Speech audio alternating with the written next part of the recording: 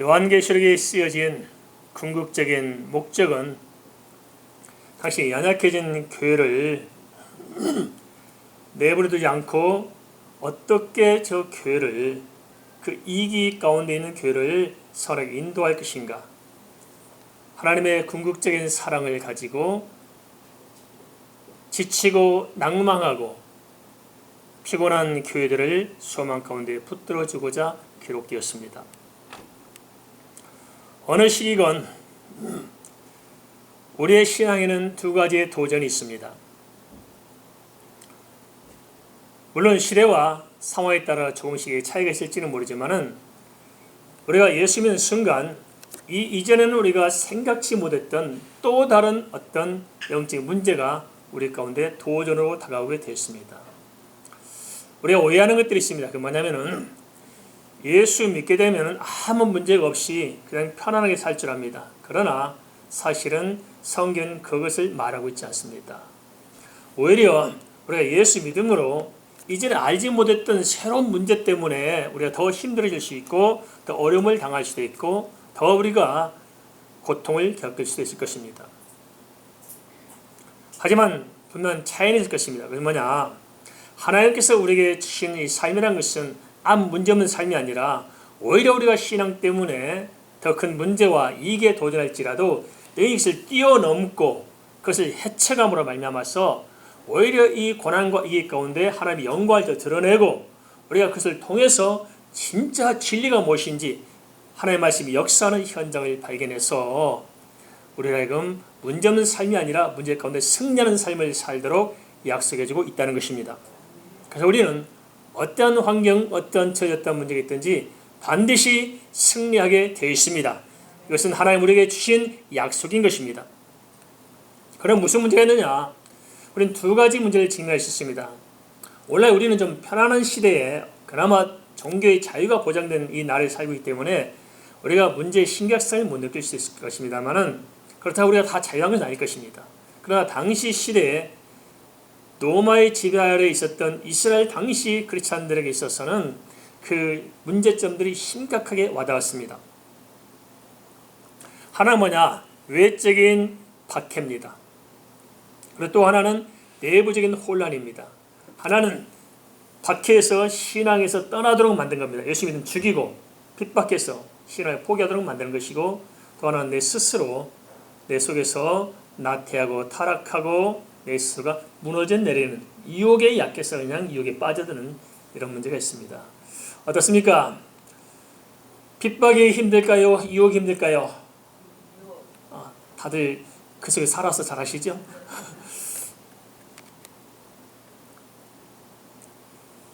요한 당시 예부의 박해는 로마의 정치적인 지배를 통해서 오게 됐습니다.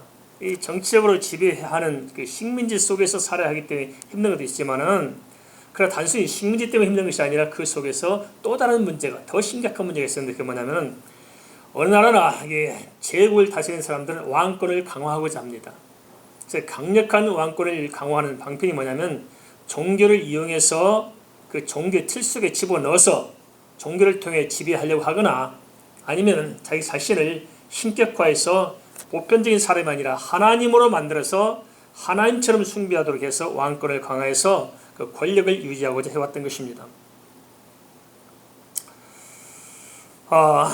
우리가 잘 알다시피 로마 황제들이 그랬습니다만 우리 동양은 안 그랬냐? 마찬가지입니다.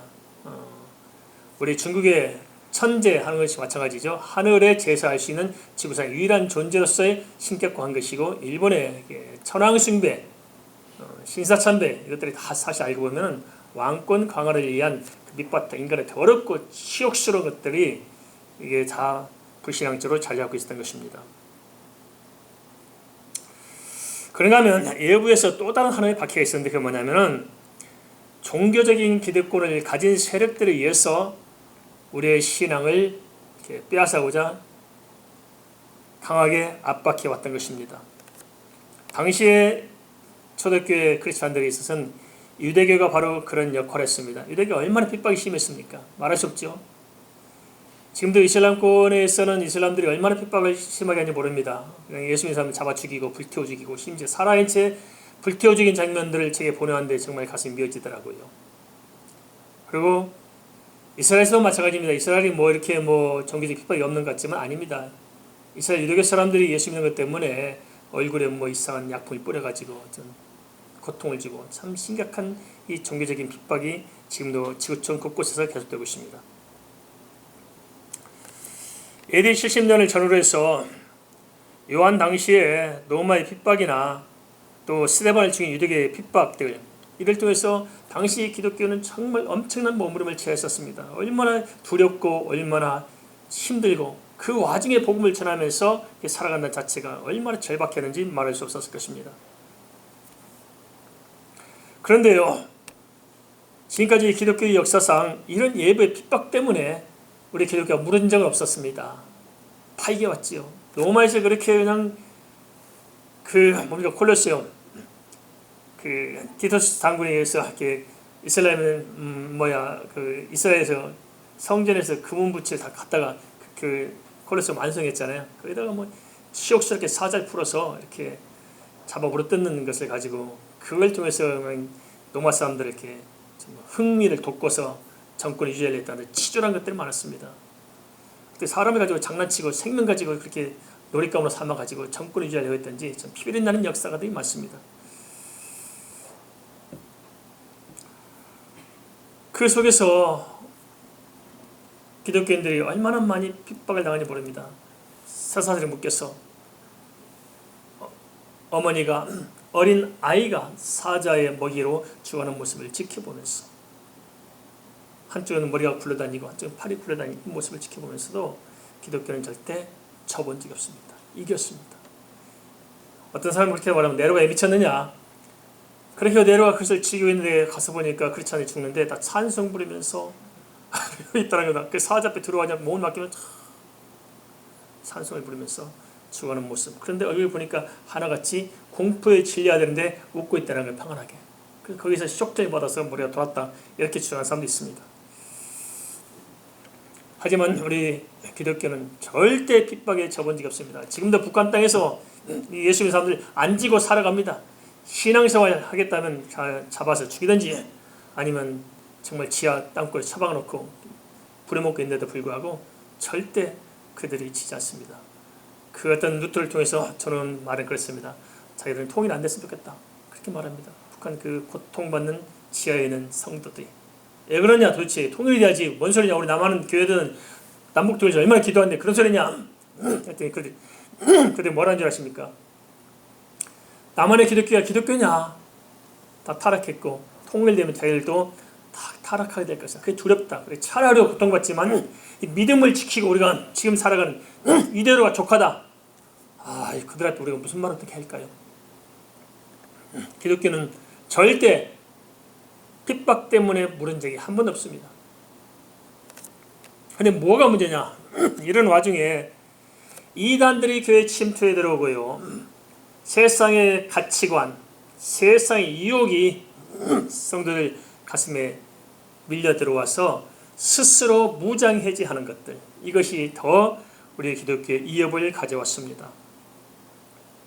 그래서 어쨌든 간에 기독교는 안팎으로 내용을 겪어야 했습니다. 핍박 때문에 시달리고 또 교회 안에서 이단들이 또 파고 들어왔고 또 세상 유혹에 무너져가는 이 어려운 시대에 도대체 교회가 방향성을 상실한 겁니다. 도대체 우리도 그렇잖아요. 내 인생의 방향성을 상실한 사람들은 살아가기가 고단한 거예요.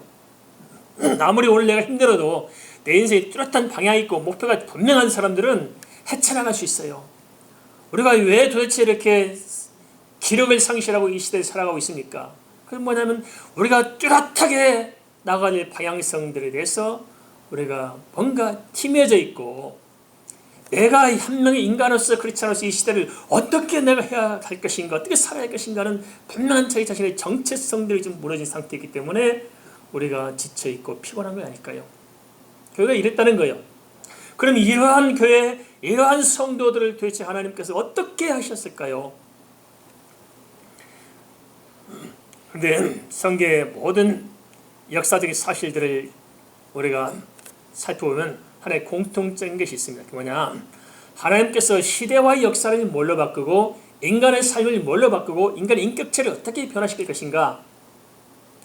어떻게 새로운 인생의 지형을 넓혀가고 새로운 돌파구를 만들어내신 것인가? 우리 사람들의 가치관은 뭔가 돈이 생기면은, 누가 나를 좀 도와주는 어떤 백그라운드가 생기면은, 뭔가 일이 잘 풀리면은 뭔가 인생이 새로워질 수 있고 새로운 길이 열릴 거라고 생각하지만 천만의 말씀입니다. 단 한 번도 우리가 그렇게 해서 우리 인생 문제가 풀은 적이 있었습니까? 없어요. 다른 것 같지만 또 그 속에 또 다른 문제가 있어 우리를 고단하게 만들고 피곤하게 했을 뿐이지, 그것 자체가 우리 인생을 어떻게 새롭게 바꾸는 것은 아무도 없다는 것입니다. 그럼 하나님께서 어떻게 바꾸실까?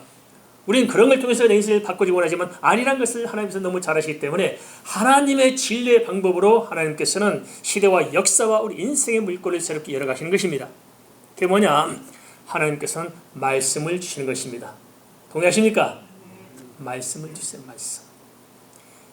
우리가 이전에 알지 못했고 들어보지 못했던 살아있는 진리의 생명의 말씀이, 그것이 능력에 되어서 우리 가운데 부딪히고 그 말씀을 통해서 내 지각이 열려지고 그 말씀이 내 속에서 가슴에서 불이 붙을 때 거기에 원동력이 생기고 거기 역동적인 그 영적인 능력이 파워풀한 것이 시대와 역사를 바꿔내는 전환점을 만들어내는 것입니다.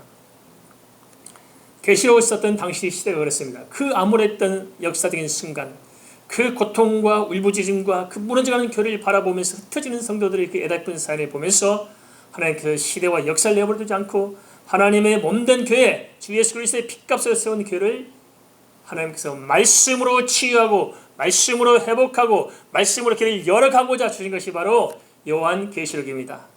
그렇기 때문에 요한계시록은 무슨 이렇게 종말적인 무슨 공포스러운 것들, 무슨 협박하는 이런 게 아니고 정말 그들에게 방향성을 상실한 그들에게 힘과 능력과 지각을 열어서 새로운 돌파구를 마련하는 하나님의 사랑의 결정체라고 말할 수가 있는 것입니다. 한데 참 역설적인 게 있습니다. 그게 뭐냐? 우리는 평안하고 아무 문제가 없고 뭐가 좋은 일이 생기면 잘 되겠지만 하나님의 하시는 방법은 전혀 달랐습니다. 역설적으로 교회는 순교의 피를 통해서 성장하게 되었고 이단들의 도전을 통해서 자기들의 정체성을 바로 세울 수 있었습니다. 유대교가 스데반을 죽이면서 교회를 위협함으로 말미암아서 예루살렘 교회가 무너지기 시작했잖아요. 그럼 다 무너진 줄 알았지만 참만하겠습니다. 예루살렘 교회가 무너지자 그 예루살렘에 있던 성들이 흩어지면서 안디옥교를 세우고 그 안디옥교를 기반으로 해서 세계 선교의 돌파구를 만들어냅니다. 그리고 로마가 AD 70년 이스라엘 침공하잖아요. 그때 로마 역시 마찬가지로 독립운동하는 세력들이 있었습니다. 그래서 마지막까지 이제 마사다 전투를 끝내잖아요. 마사다 그 요시에서 마지막까지 이제 버티다가 결국 AD 13년에 완전히 이스라엘은 로마에서 완전 전면 해체가 됩니다. 그럴 때 그들이 어디 갑니까? 바로 거기에 대한 두려움, 전쟁에 대한 공포, 그 멸망한 나라 때문에 온통 흩어져 소아시아 쪽으로 다 흩어져 도망가게 됩니다. 그런데 놀라운 것은 그 안에 있는 크리스찬들이 소아시아에 가서 소아시아의 교회들을 세웁니다. 할렐루야! 그래서 기독교는 핍박 속에 성장해 갔다는 것입니다. 그리고 그 안에도 얼마나 많은 이단 사이비가 많이 교회 안에 파고 들어왔겠어요. 그런데 이 이단들이 끊임없이 교회를 흔들어 제끼고 성도들의 신앙의 정체를 무너뜨리는데 그 공격 속에서 오히려 기독교의 진리, 기독교의 정체성, 복음의 확실한 것은 더 분명해지고 그것이 바로 기독교를 기독교다운 말씀의 정체성을 세우는 돌파가 됩니다. 하나님의 섭리를 우리가 어찌 다 헤아릴 수 있겠습니까? 로마가 말발굽으로 팍스 노마나의 그 막간 권세로 세계를 지배했던 그 길, 로마가 닦고는 길을 타고 사실상 후대의 복음 전도자들이 그 길을 타고 가서 복음을 전하잖아요. 팍스 노마나의 길을 팍스 크리스탄을 바꿔내는 이 하나님 하신 일을 우리가 어찌 다 할 수 있겠습니까? 그리고 또 좀 묘한 게 그렇습니다. 기독교를 가장 박해했던 당시 초대교회 때 대표 인물을 꼽자면 바울이잖아요. 바울. 스데반을 죽일 때 바울이 증인 섰잖아요. 오셔서 죽여야 된다. 누가 보증 섰어요? 바울이 보증 선 겁니다. 죽여라. 내가 책임진다. 그래서 최초의 순교자 인물이 등장이 바로 스데반이었는데 그 스데반을 만든 인물, 죽음으로 이끈 인물이 바울이었는데 이 악랄한 바울을 하나님께서 바꿔서 진짜 더 당차게 그리스도의 복음을 전해서 바울이 13권의 서신을 써서 로마서나 갈라디아서에서 기독교의 복음을 확실하게 정리하는 그런 일을 감당하게 됩니다. 하나님 말씀이 어찌하겠어요. 지금 이 시대도 마찬가지입니다. 중국이 한때 모든 성경을 추방시키고 기독교를 탄압하기 시작했습니다. 그래서 다 터졌잖아요. 그래서 중국은 밖에 생각할 때 기독교 하나도 없는 줄 알았습니다. 그럼 막상 중국이 개방을 하기 시작하면서 뚜껑을 열어봤더니 중국이 지하교에 숨어있는 크리스찬들이 얼마나 많이 부흥되는지 1억 명이 됐어요. 1억. 그리고 다 놀래 자빠진 거죠. 핍박했는데 겉으로는 다 잠잠해서 눈 안 되는데 지하에서 숨어서 예수 믿는 사람들이 대폭발적으로 불어나기 시작한 것입니다. 지금도 마찬가지입니다. 지금 중국이 뭐 작년부터 재작년부터 해서 참 이렇게 기독교를 엄청 핍박하잖아요. 근데 참 놀라운 것은 그렇게 지금 중국에 있는 그 깊이 내막을 아는 사람들이 참 저에게 그런 말 합니다. 한국에서 파송한 선교사 명단이 이미 중국 정부 손에 다 들려 있다는 거예요. 그래서 추방시키는 교단별로 추방시켰다는 거예요. 이게 차례로. 그래가지고 이게 문제가 심각하다. 누군가가 기독교를 팔아먹는 세력들이 기독교 명단을 다 넘겨주어서 아주 다 꼼짝없이 추방될 수밖에 없었다. 그래서 중국에 막 교회들도 예배당들도 뭐 포크레인에다 헐어뿌리고 추방시키고 심지어 어떤 일이 벌어진지 모를 정도로 지금도 심각한 중국의 기독교 탄압이 몇 년 사이에 아주 극을 달려왔습니다. 그럼 중국이 다 끝났을까요? 아닙니다. 어떤 일이 벌어진 줄 아십니까? 그래 추방을 당했던 중국의 선교사들, 중국의 어떤 지도자들이 세계에 흩어졌는데 그들이 전 세계에 흩어져 있는 중국 디아스포라를 향해서 복음을 전하기 시작합니다. 그리고 중국에 남아있는 사람 지하로 숨었는데 그들이 중국 정부에서는 모르지만은 지금도 교회는 부흥하고 있습니다. 어떻게 한 줄 아십니까? 지금도 그들의 말씀으로 지하에서 말씀을 가르치고 가르치면서 지속적으로 가려는데 저희들 내가 왔습니다. 그래서 저희들 내가 와서 제가 이제 줌으로 강의해서 하면은 그들이 이제 통역하고 제가 이렇게 쓴 제 책들을 가지고 이렇게 강의해 주면 좋겠다. 그래서 중국에서 그 자료가 부족하니까 저한테 요청왔어요. 목사님 자료 좀 필요합니다. 목사님 책을 좀 강의해 주셔서 제가 좀 받아서 제 쓴 책들을 이제 강의해 주고 중국말 써서 주면 그걸 다 담아서 디스크 하나만 뭐 이렇게 뭐 좀 이렇게 메모리에 집어넣어서 집에 집어넣으면 학교 하나씩 세워진답니다. 그걸 신학교 하나가 제 강의마다 담아주고 있는 것들 저희는 자료를 다 주면 학교 하나 세워지니까 학교를 세워나갑시다 해서 지금 교회를 암암리에 추진해 왔습니다. 그렇게 핍박하면 핍박할수록 교회가 사라진 것이 아니라 오히려 교회가 팽창되고 폭발적으로 부흥하는 역사가 일어난 것입니다. 하나님께서는 박해에서 살아남은 요한, 그렇죠? 요한이 얼마나 많이 고통을 당했습니까? 물론 요한이 순교는 안 했습니다. 그렇지만 순교 이상의 고통을 당했던 요한입니다. 기름감의 전설에 하면 7번에 집어넣는데 안 죽고 태어난 거예요. 다시 살아난 거예요. 그러니까 다니엘처럼 그런 놀라운 역사를 보고 두려워가지고 요한에게 풀어준 겁니다. 그런 요한이 누구보다 많이 고통을 당했는데 그런 요한이 또 당시 힘들고 어려워하는 성도들에게 소망의 메시지를 작성하는 통로가 됩니다. 하나님의 하신 일이 참 묘하죠. 그죠? 더 많이 어려움 당한 요한을 통해서 좀 덜 고통당하는 성도를 이루하게 하시잖아요. 도대체 그러면 하나님께서 왜 그렇게 요한을 통해서 계시록을 쓰게 하셨을까요? 그것은 말씀드린 대로 우리는 하나님의 말씀을 받으면은 이 말씀이 곧 누굴까요? 하나님이십니다. 믿습니까? 말씀이 육신이 되어 우리 가운데 거하심에 그 영광을 보니 은혜와 진리가 충만하더라. 하나님의 말씀이 우리 가운데 온다는 것은 그냥 단순히 지적인 하나의 어떤 지식이 아니라 하나님의 말씀은 생명의 말씀이고 능력의 말씀이기 때문에 그 말씀이 우리 속에 능력이 되고 생명의 폭발력이 있어서 반드시 그 말씀을 붙들고 사는 사람들을 통해서 시대의 상황을 뛰어넘도록 만든다는 것입니다. 그래서 이 역사를 봐도 그렇습니다. 다니엘이 어떻게 그 시대의 역사를 물꼬를 텄고 요셉이 어떻게 그 시대에 한 시대를 바꿔낼 수 있을까요? 그것은 하나님의 말씀이 그 속에서 역사했기 때문에 그렇습니다. 그 말씀이 사람을 지혜롭게 하며 용기 있게 하며 강하게 하며 온유하게 하며 평안하게 하며 지도력을 가져다주고 시대를 통찰력을 보이시키고 하고 사람을 통합시킬 수 있는 능력으로 역사하는 것입니다. 오늘 우리 시대도 마찬가지일 것입니다. 코로나 때문에 지구촌이 몸살을 앓고 있고 또 이 속에서 우리 각자 개인들도 참 어렵지 않습니까? 그죠? 어떻게 해야 할까? 근데 우리가 어떻게 해야 할까는 how to의 문제를 생각할 때 결정을 잘못 내립니다. 우리는 항상 우리의 상황 속에서 우리의 인간이 주어진 한계적인 방법을 가지고 인간의 경험과 인간의 지식을 가지고 우리의 문제를 우리가 스스로 풀어보려고 하는 것입니다. 물론 그렇게 살아가는 사람들도 필요할 수 있을 것입니다. 그러나 하나님의 방법은 그것이 아닙니다. 하나님의 방법은 하나님의 자녀는 하나님의 친히 아름다운 계획을 가지고 계시고 하나님의 자녀의 친히 다스리는 방법을 하나님께서 가지고 계시고 그것을 우리에게 주시기를 원하시는데 그게 하나님의 말씀만 있다는 것입니다. 믿으십니까? 그럼 우리가 시대를 어떻게 할까? 이 시대 어떻게 살아갈까? 다른 세상적인 방법을 가지고 시대를 살아갈 수 있는 것이 아니고 진짜 하나님 말씀과 내가 정면을 충돌해서 만나면 거기서 폭발하는 에너지를 가지고 거기서 폭발되는 지혜를 가지고 우리 이 시대를 극복하며 넉넉히 살아갈 수 있다는 것입니다. 이 사실이 믿어질 때 그 믿음이 하나님께서 성령의 기름 부음이 나타날 것입니다. 그래서 우리는 계시의 말씀이 중요합니다.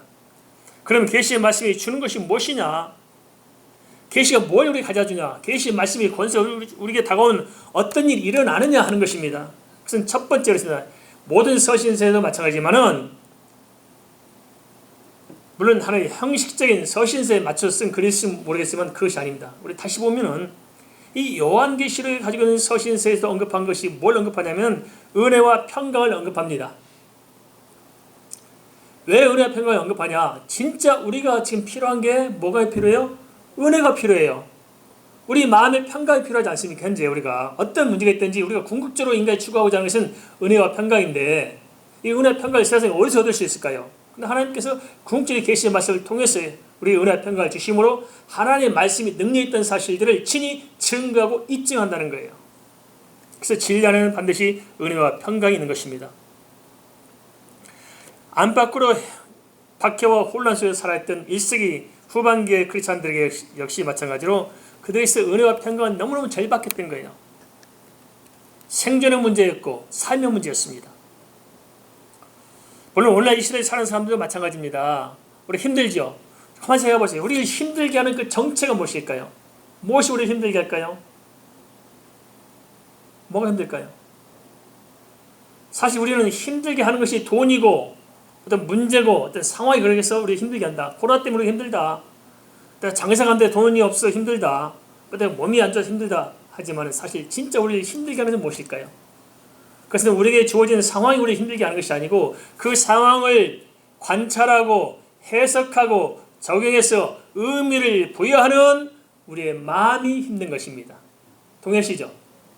주어진 상황이 우리를 힘들게 하는 것이 아니고 내 마음이 상황을 잘못 해석해서 연약한 내 마음이 나를 더 힘들게 하잖아요. 걱정을 갑으로 다 쓰고 있지 않습니까?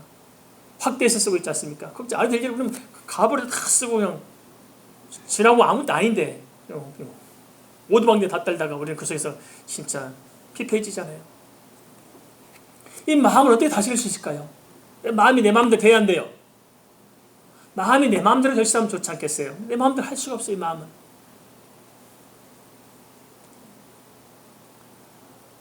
우리도 맨날 안녕하십시오 해도 안녕이 안 돼. 왜냐? 마음은 사람의 주관에 의해서 움직여지는 것이 아니고 마음은 하나님의 영역입니다. 동의하십니까? 마음은 누구의 영역이라고요?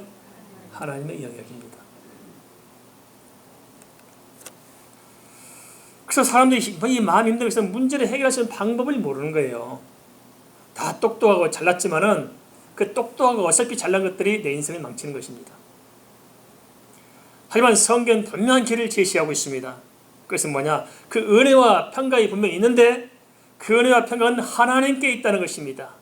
그리고 그 하나님께로부터 은혜와 평강이 임하는 것은 하나님의 기록된 계시의 말씀을 통해서 값없이 우리에게 주어진다는 것입니다. 그러므로 아무리 삶이 힘들어도 우리가 하나님을 제대로 알고 하나님의 계시의 말씀을 듣고 그 말씀을 믿고 깨달아 알고 그 말씀을 붙들면은 그 말씀의 통로를 통해서 살아계신 하나님의 모든 계획과 나를 향하신 사랑이 성취가 되므로 은혜로 충만케 되는 것입니다. 그래서 우리 크리스천들은 은혜 받아야 삽니다. 뭘 받아야 산다고요? 은혜 받아야 살아요. 은혜 받아 살아요. 이 은혜가 임할 때 이 은혜가 궁극적으로 우리에게 평강을 가져다주는 것입니다. 내 마음이 불안하느냐? 내 답답하냐? 왜 대체 이렇게 사는 맛이 없냐? 아무리 술을 들이켜도 마실 때 먹으지 술 깨면 더 속 아프죠. 별일 다 해도 이게 해결 안 돼, 내 마음이. 아무리 몸부림치고 기를 쓰고 하는데 안 돼. 돈 벌면 될 줄 알고 악착같이 돈 벌었더니 돈 벌고 나니까 허무하고 뭐 기쁨이 안 되는 거예요. 그러니까 은혜가 메말라서 그렇습니다.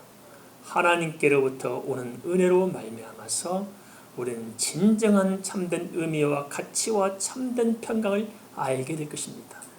그래야 인간은 살아갈 수가 있는 거예요. 왜냐? 원래 하나님이 그렇게 창조하실 때부터 그렇게 지음받도록 하셨기 때문에 창조의 원리와 인간에 대한 원리가 맞아떨어져야 되는 것입니다.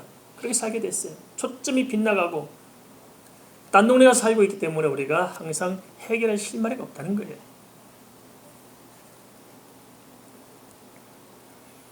하나님의 말씀은 살아있고 운동력이 있어서 분명히 능력으로 역사하는 것입니다. 동의하십니까? 희한하죠. 하나님의 말씀을 믿었는데 그 말씀이 능력으로 역사해요. 생일 다 바꿔버려요. 성경 인물도 마찬가지였고 이 시대에 진짜 하나님의 기약이 쓰임받은 사람을 보세요. 무엇이 그들을 바꿔요? 하나님의 말씀이 바꿔놨습니다. 세상의 지식은 물론 필요하죠. 기독교는 반지성주의를 말하지 않습니다. 그렇지만 인간의 틀 속에 갇혀있는 인간의 지식, 그것은 해답이 없습니다. 오히려 공부를 많이 하면 많이 할수록 전도서의 말씀대로 피곤하고 사람을 교만하게 만듭니다. 지식인 인간을 교만해서 타락하게 만들어버려요. 모두 다 아는 것처럼 생각하지만 아닙니다. 그 지식, 본인이 쌓아놓은 지식의 틀 속에 짓눌려가지고 숨도 못 쉬고 살다가 끝나잖아요. 인생이라는 것이. 그게 세상 지식 한계점입니다.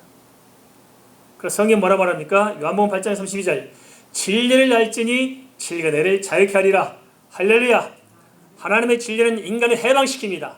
모든 죄와 모든 사망과 인간의 한계성을 뛰어넘어서 진짜 인간으로서의 하나님의 창조의 목적대로 하나님의 창조한 형상을 회복하고 살아갈 수 있다는 것은 진리의 말씀이 있다는 것입니다. 이것을 발견하냐 발견하지 못하느냐, 깨닫냐 깨닫지 못하느냐, 붙드냐 붙지 못하느냐에 따라서 우리 인생은 달라지게 될 것입니다. 왜냐? 하나님의 말씀은 친히 증거를 보여주고 있습니다. 믿습니까? 증거가 따라왔습니다. 인류의 역사를 통해서 하나님의 말씀은 분명히 살아있음을 역사적으로 사실적으로 증거가 되었고 또 그 하나님의 말씀을 믿고 살아온 사람들의 그 생애를 통해서 하나님의 말씀은 살아있다는 것을 실제적으로 역사한다는 것을 진리 자체라는 것을 분명히 증거해주고 있는 것입니다. 그러면 왜 은혜와 평강이 하나님께만 있어야 되느냐? 왜 하나님의 약속의 말씀에만 있느냐? 우리가 그것을 좀 정리가 돼야 하지 않겠습니까? 물론 이렇게 성경에서 다양한 데서 이렇게 이야기하고 있고 또 우리의 컨텍스트, 삶의 상황 속에서 이게 다양한 우리가 경험들, 체험들이 축적되어 있고 믿음의 비밀도 있겠습니다만은 오랜만에 다 다를 수 없으니까 그냥 요한계시록이라는 그것도 서두에서 언급한 것만 좀 이렇게 축소해서 살펴보려고 합니다. 4절 이렇게 기록하고 있습니다. 이제도 계시고 전에도 계셨고 장차 오시리. 하나님 어떤 분이냐? 지금도 계시고 전에도 계셨고 또 장차도 계신다는 것입니다. 무슨 말이냐? 그것은 하나님은 존유하시다. 존유와 존재가 다르죠. 존재는 피조물을 갈 때 존재하고 존유는 스스로 계신 자를 할 때 존유란 말이 있습니다. 이게 서양에 있는 단어가 없어요. 그래서 헷갈리죠. 동양에 있어요. 존유란 말이. 스스로 계신 자는 존유한 것이고 그냥 피조물은 존재하는 것입니다. 하나님 스스로 존유하세요. 영원부터 영원까지. 그 하나님이 주신 말씀이기 때문에 진리의 말씀은 살아서 역사하는 것입니다. 8절 말씀 또 이렇게 기록합니다. 나는 알파와 오메가라. 이제도 있고 전에도 있었고 장차 올 자요 전능한 자라. 그 하나님께서 어떤 분이라고요? 전능하신 분입니다. 인간은 제한적인 한계 상황 속에서 몸을 치고 살아갑니다. 그 하나님은 무한하신 능력과 권세가 있습니다. 그 하나님이 우리의 아버지가 되십니다. 5절 예수님이 이렇게 소개합니다. 죽은 자의 가운데서 먼저 나시고 땅의 임금들의 머리가 되신 분. 그것을 도대체 역사를 우리가 어떻게 믿을 수 있느냐 할 때 성경은 예수님의 모든 총체적인 소개를 통해서 분명한 신뢰의 근거를 제시하는데 그게 뭐냐? 죽은 자의 가운데 먼저 나시다는 거예요. 이 말은 무슨 말입니까? 모든 사람들이 죽었지만 유일하게 부활의 영광을 입으신 분이 누구냐? 예수 그리스도라는 것입니다. 예수 그리스도의 부활을 통해서 하나님의 모든 언약은 성취됐다는 것을 정확하게 증거했습니다. 이게 꾸며낸 인간의 어떤 종교적인 스토리가 아니라 이것은 분명히 역사적인 사실로서 부활은 증명이 되어 있습니다. 그러므로 우리 기독교는 기적이 있는 것입니다. 믿으십니까? 그래서 죽은 자가 살아난 것입니다. 살아서 믿는 자는 영원히 죽지 않는 일이 있는 것입니다. 이것이 하나님께서 주신 말씀의 능력이고 진리에 살아서 역사하는 하나님의 권세인 것입니다. 주 예수 그리스도의 부활은 당시 시대의 사도들만 또 성도들만 증거한 것이 아니고 역사가들에 의해서도 증거되고 예수 안 믿는 역사들에 의해서도 당시 부활 이후의 모습들을 역사적으로 기록해서 오늘날까지 전해오고 있습니다. 왜냐? 이것은 하나님의 구속사뿐만 아니라 인류의 역사 속에서도 사실 예수 그리스도의 부활은 하나의 역사의 중심점에 서 있는 것이고 그 사실은 명확하기 때문에 부인할 수 없다는 것입니다. 그럼에도 불구하고 우리는 그 사실을 부인하지요. 안 믿으려 하지요. 예수 믿는 게 쉬워요? 안 믿는 게 쉬워요? 안 믿는 믿음이 보통 믿음이 아닌 거예요. 이게. 살아계신 하나님을 믿는 것은 이게 평범한 일이에요. 계신 거는 믿을 수 있지. 계신지 굳이 안 계신다 해서 그 안 계신다고 믿는 이 믿음은 무슨 믿음이에요? 이게 도대체 이게. 6절은 예수님이 또 이렇게 말합니다. 우리를 나라와 제사라고 삼으신 분입니다. 이게 무슨 말이냐? 하나님은 인간을 지배하고 짓밟고 노여하지 않습니다. 오히려 하나님은 인간을 해방시킵니다.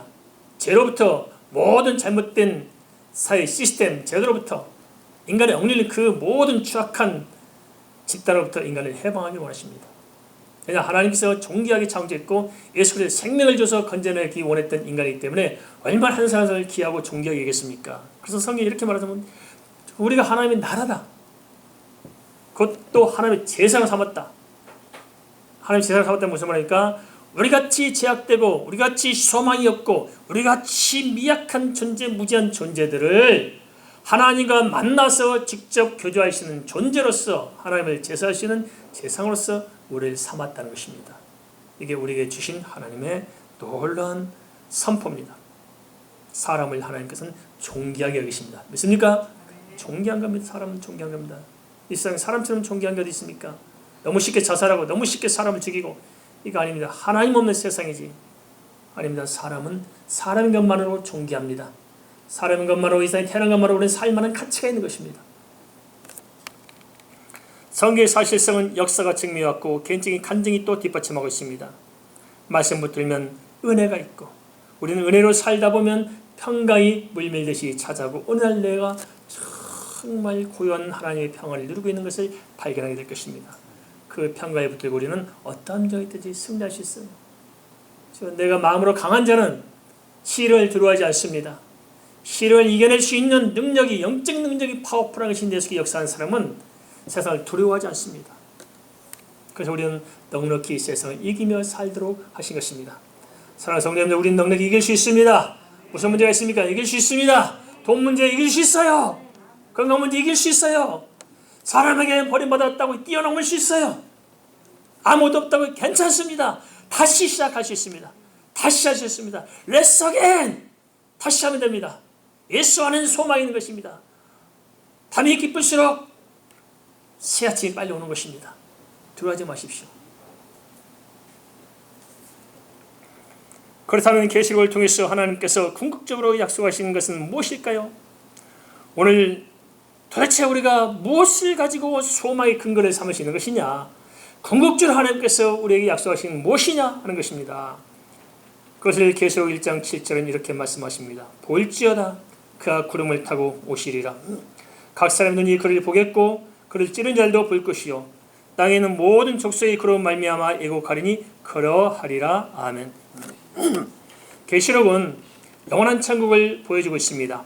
이 땅에 고난받는 성도들에게 천국의 그 아름다운 세계를 보게 함으로 말미암아서 이 땅의 것이 이 땅을 이기게 하는 것이 아니고 천국의 그 은혜를 가지고 이 땅을 덮어서 이기게 합니다.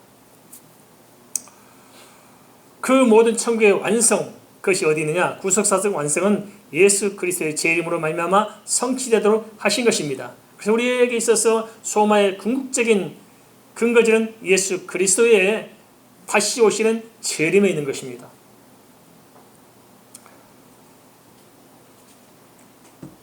이 땅의 영적인 핍박과 연단도 있고 시련도 있을 수 있습니다. 그런가 하면 결국 인간은 죽음에 직면해야 됩니다. 한계 상황 때문에 우리는 결국은 인간의 진면목과 우리는 맞닥뜨려야 합니다. 하지만 그것을 뛰어넘어서 영원한 세계를 바라보며 다른 사람들이 보지 못한 것을 보고 생각지 못한 것을 생각하고 다른 사람이 누리지 못한 것을 누리면서 남들이 갖지 못한 것을 소유하고 살아갈 수 있도록 하는 것이 무엇이냐? 그것은 그리스도의 은혜요 소망이요 거기서 오는 평강인데 그것을 확실하게 도달 꽝꽝꽝 찍어서 보장하신 뭐냐? 예수 그리스도의 재림입니다. 할렐루야. 주님은 다시 오실 것입니다. 믿습니까? 바울이 그 예수 그리스도의 재림을 믿고 그 어려운 시대에 복음 전하며 살다갔습니다.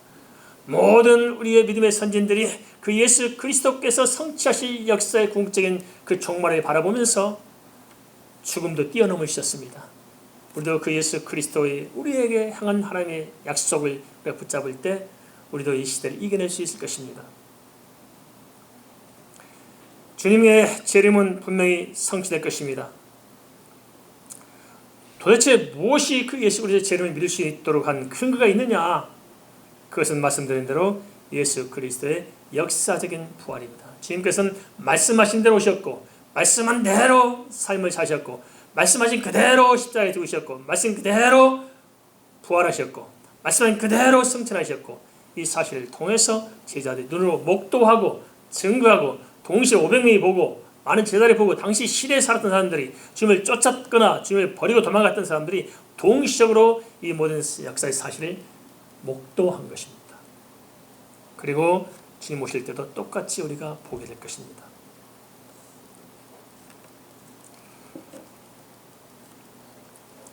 성경은 예수님의 모든 삶을 통해서 그분이 하신 약속이 분명히 이루어질 것을 보장하고 있습니다. 그래서 우리가 주님의 이 모든 삶을 통해서 주의 말씀을 믿음으로 그 가운데서 자유할 수 있는 것입니다. 기독교 신앙은 종교적인 산물이 아닙니다. 인간이 만들어낸 철학 사상의 결과물이 아닙니다. 그것은 하나님께로 시작돼서 살아계신 하나님의 그 모든 근원부터 출발해서 이 땅의 역사 속에서 계시되고 그 계시된 역사가 성취된 사실 위에 토대하고 있습니다. 천국도 그렇고 재림도 그렇습니다. 모든 사람들이 눈으로 목도하게 될 것입니다. 원하는 구덩이에서 원하는 종교적인 틀 안에서 재림이 이루어지는 그런 것이 아니고 모든 사람들이 그를 찌른 자도 불토해 있거든요. 가시로 볼 수 있도록 새로운 시대, 새로운 하나님의 역사의 관점에서 새로운 차원에서 예수 그리스도의 재림이 성취가 될 것입니다.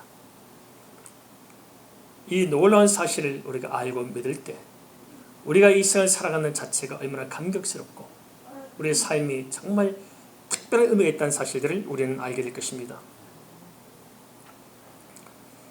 앞으로도 우리는 끊임없는 영적인 도전에 직면할 것입니다. 밖에서 우리가 혹시라도 이렇게 우리 신앙 때문에 우리가 양보해야 되고 참아야 되고 고통을 겪을 일도 있을 수 있는 것이고 그러다 보면 또 이렇게 나를 유혹하고 넘어뜨리고자 하는 사람들의 많은 계략들이 나를 파고들을 수도 있을 것입니다.